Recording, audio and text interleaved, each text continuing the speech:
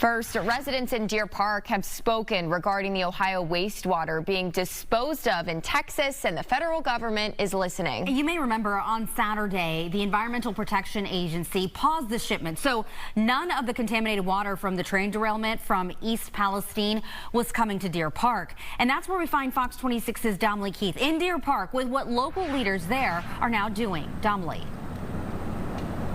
Yeah, at least not any more of that toxic water was brought in. But today's shipment of that toxic waste from the fiery train derailment up in Ohio from earlier this month, that shipment is continuing to two different sites in Ohio. But as far as Texas goes, at least for now, the EPA is still not allowing any more of it to be brought here to Deer Park.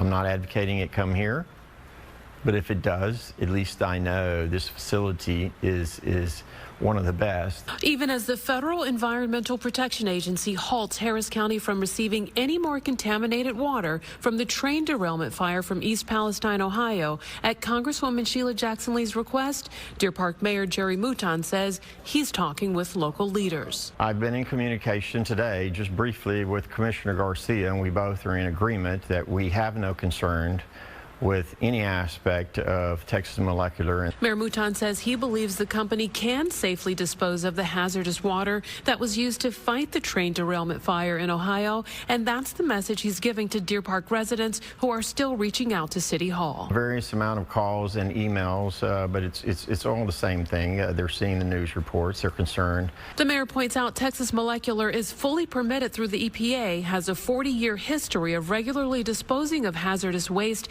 and has routine inspections by the EPA and TCEQ. The mayor also adds the 1 million gallons of wastewater from Ohio already disposed of in Deer Park may not have even contained the toxic vinyl chloride that was thought to be in the wastewater. Every shipment is tested to make sure it's in compliance with what they're permitted to handle. I specifically asked about the vinyl chloride, and they were saying that was burnt up at the site and that they really wasn't finding any of that in the water.